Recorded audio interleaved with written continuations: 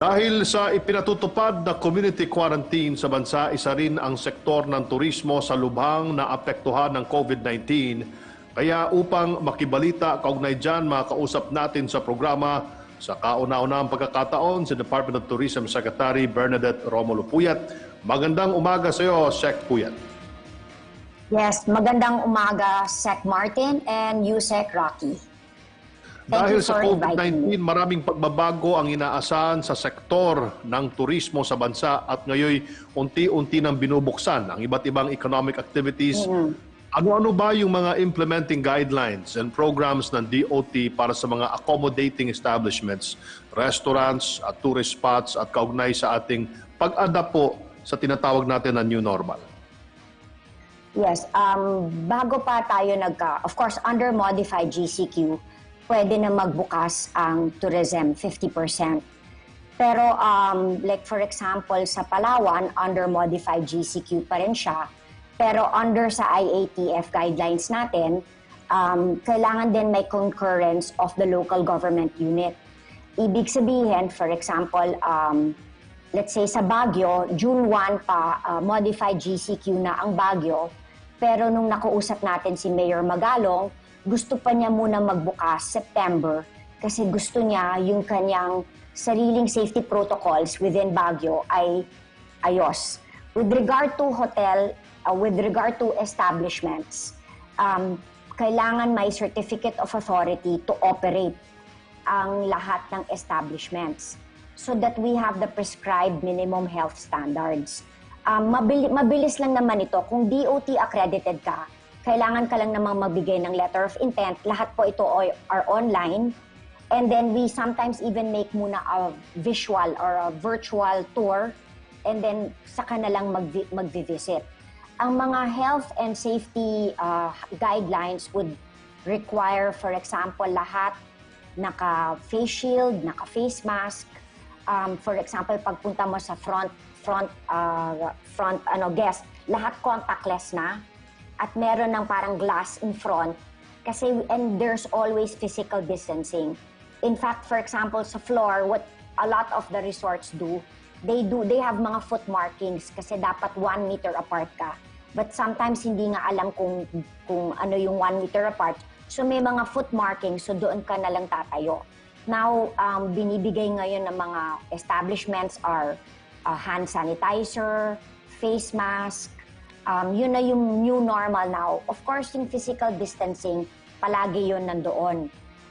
With all Filipinos, di ba, we like touching. Pero as of now, habang walang vaccine, the new norm would be physical distancing, wearing a mask, and laging naguhugas ng kamay or laging nag-hand sanitizer. Ano po ang plano ng DOT kaugnay sa promotional plans para sa muling pagbubukas ng tourist destination sa mga lugar na nakasailalim po sa MGCQ or GCQ?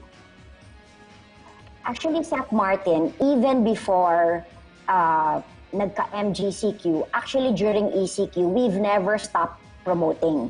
We have the video called Wake Up in the Philippines.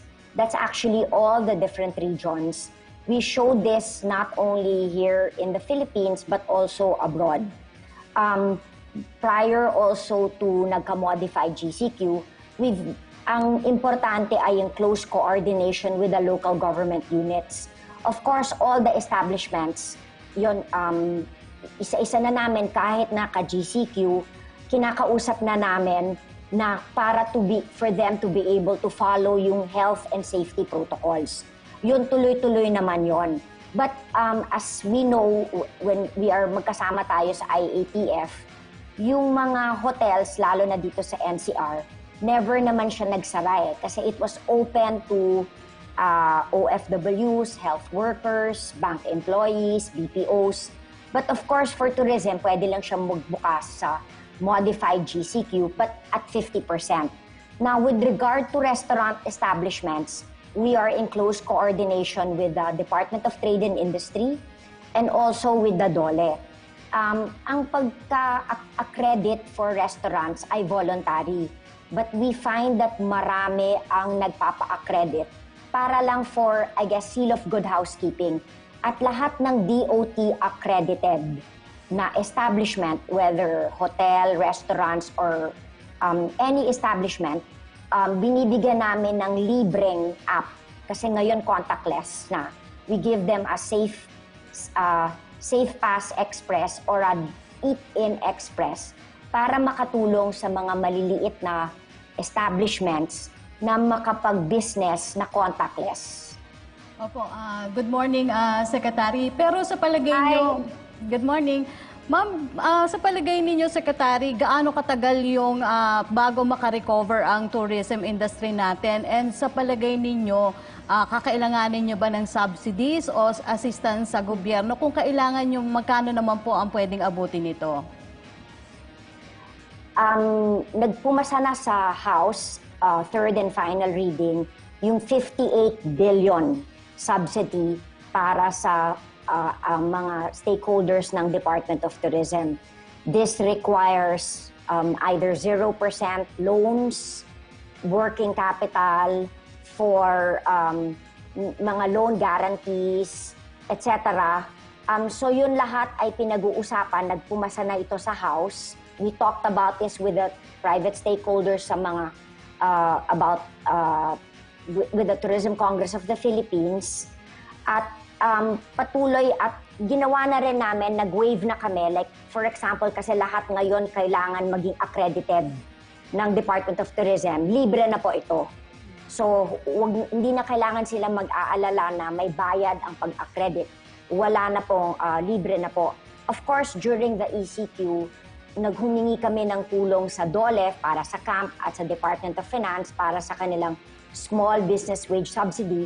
Pero syempre, mas masaya kami na finally, under modified GCQ, magbubukas na ang turismo. Actually, we just got the latest statistics for tourism.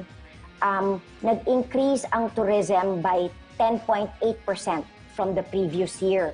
Ang employment na ng tourism as of 2019 is 5.7 million compared to the previous year. So talagang gaya ng sinabi mo, Sec Martin at Sec Rocky, ang laki ng tama sa amin. So ngayon ang ginagawa na lang namin ay we are preparing all the establishments under the new normal. We are closely coordinating with each local government unit para pagdating doon ng mga turista ay yung mga domestic tourists, magdo-domestic tourism muna tayo para pagdating nila ay safe. Nabukas na natin ang Boracay as of June 16, pero ang gusto ng governor at mayor magbukas muna sa Western Visayas. Nung bumisita kami ni Sec Simatu at ni Sec Anyo, we were very impressed kasi contactless na. Pag pumasok ka sa Boracay, magpapakita ka na lang ng isang QR code at nandoon na yung health declaration form mo, online na. So we are, tinanong namin sa governor at mayor bakit gusto muna nila magbukas sa Western Visayas. Gusto daw nila slow but sure ang pagbukas. Next week, pupunta po ako sa Palawan. Under modified GCQ na sila.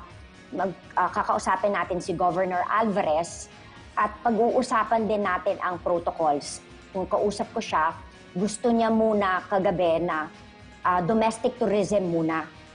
Si Governor Yap, bibisitahin ko na rin one of these days kasi ipiniprepare na namin under modified GCQ na ang Bohol.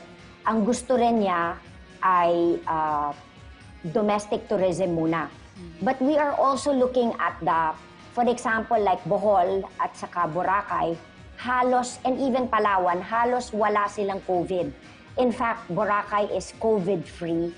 We are looking at, in the near future, what we call travel bubbles or travel corridors. Ibig sabihin, we are talking to different countries na halos walang COVID cases na pwede na silang lumipad diretsyo sa tourist destination. Like for example, Bohol at saka Boracay, meron silang international airport. So for example, magsa-start muna tayo sa domestic tourism, and since zero COVID naman sila, we are looking at from their country up to an eye to let's say Boracay or Bohol, na pwede na tayo magka-travel bubble or travel corridor. So at least hindi lang tayo limited to domestic tourism but international tourists as well. Opo. Secretary, kung na-determine na daw po ng inyong tanggapan yung total loss ng sa tourism sector and yung projected total loss for this year po ng Department of Tourism.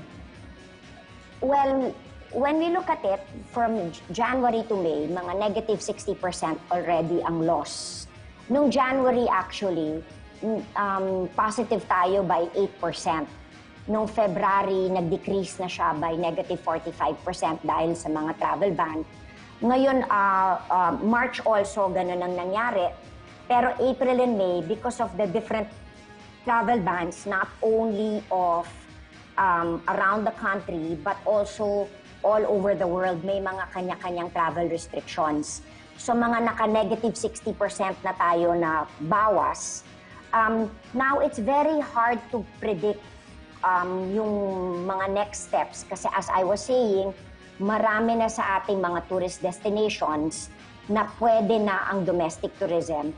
Of course, kailangan natin kausapin ang different local government units and hopefully, if this goes well, we will finally be able to accept countries wherein practically zero or low cases of COVID. So, because ang COVID, di ba, very fluid, so we are taking it day per day, but ang masaya kami, finally, in a lot of the tourist spots like Palawan and Boracay, pwede na ang modified GCQ, pwede na ang turismo. Ang Palawan nga lang, kailangan lang i-establish yung mga protocols. It's more of yung readiness ng local government unit. Pero under modified GCQ, pwede na nga talaga ang turismo. Opo. Secretary, dahil sa ipinatupad na community quarantine, maraming local and international tourists ang na-stranded po sa iba't ibang bahagi ng bansa. Pero ano po yung assistance na ipinaabot natin sa kanila? At kumusta rin po yung ating sweeper flights? May bilang na ba tayo kung ilan pa yung kailangan mabigyan ng tulong, Secretary? With regard to foreign tourists, nung first 2 weeks pa lang ng ECQ, nag-stage kami ng sweeper flights for all our foreign tourists. This was all kasi lahat kasi kanya-kanyang ECQ. So, nung first 2 weeks, we already assisted all the foreign tourists. Tapos, nung first week of May, in-assist na rin natin lahat ng domestic stranded tourists. Yung ibig sabihin ng domestic stranded tourists, yung nasa tourist spot sila, tapos may return ticket sila. So, we've already actually assisted and we are continually assisting both foreign and domestic tourists. Yung mga ibang foreigners, kaya nandito pa rin sila because they actually chose to stay in the country. Ang sabi nila ay they chose not to go home kasi parang mas gusto naman daw nila, nagigising daw sila sa El Nido or nagigising daw sila sa Siargao or even Dumaguete. But yung mga domestic stranded tourists, we've staged sweeper flights for the first week of May. From Siargao, Palawan, Boracay, and even from Davao and Cebu, we've already, but we continually, yung mga by land, we are continually, meron kasi syempre hindi namin napipick up, we are continually helping them yung by land, by sea, and by air. Pero yung lahat ng na-stranded by air, na napauwi namin, yung mga ibang stranded pa rin ngayon, they actually chose to stay. Even for domestic tourists. They actually chose to stay. But syempre dahil GCQ na, we are quite happy, nakakauwi na naman sila on their own because nagkaka-commercial flights na. Ang bansa natin, Sec Puyat, ay talagang isang malaking tourist destination. At umaasa tayo sa daming turista. And of course, sa ilalim ng administrasyon ni Presidente Duterte ay pataas ng pataas ang ating mga bisita mula sa ibang bansa. Pero dahil sa COVID-19 ay eto na ngayon. Can you give us just a visualization, a picture of ilan ba yung nawalang turista sa atin?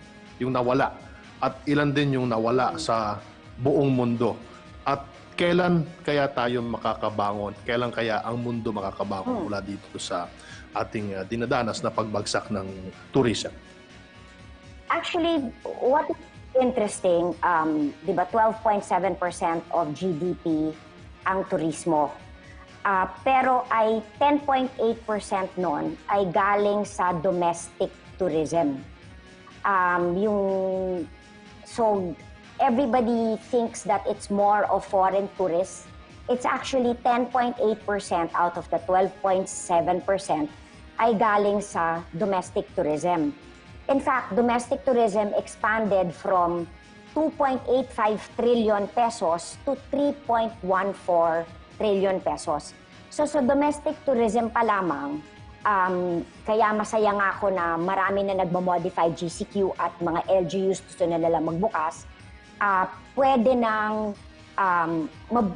unting-unting na magkakatrabaho ang ating mga tourism stakeholders at mabubuhay ang turismo. Last year, may record tayo with regard to international tourist arrivals. That was a record of 8.26 million. That was the first ever in the history of tourism. But of course, it's very hard to predict for this year because of all the different travel restrictions all over the world. Like for example, even let's say gusto mo man or allowed ka man pumunta sa ibang bansa, meron nga silang kailangan magpa-test ka ng RT-PCR, nag-swab, tapos kailangan ka mag-quarantine ng 14 days. Kaya nabanggit ko yung travel corridor or travel bubble kasi tinitingnan din namin na yung mga countries, let's say Australia or New Zealand na halos walang COVID, may option sila to fly kasi we have 7,641 islands. May option sila to fly to the islands na may international airports. We have 12 international airports. May option sila to fly there na zero COVID naman para i-match lang natin ang for example Australia or New Zealand, let's say to Bohol na halos walang COVID cases. But kung sa domestic tourism pa lang, ito ay talagang malaking tulong sa ating turismo.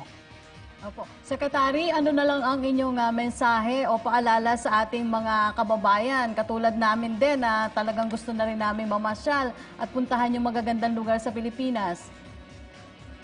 Ang mensahe ko lang is, for example, in social media, keep posting all your pictures all around the country. Ngayon, lagi namin sinasabi is, stay home first, habang nasa GCQ pa tayo, dream and wake up in the Philippines. Just continue, right now, buy local, support local, and pag kunyari modified GCQ na yung tourist spot at pumapayag na yung local government tumanggap ng mga turista from all over, ay please visit and travel local. Okay, maraming salamat sa inyong panahon. Department of Tourism Secretary Bernadette Romulo-Puyat. Stay safe, Secretary. Thank you.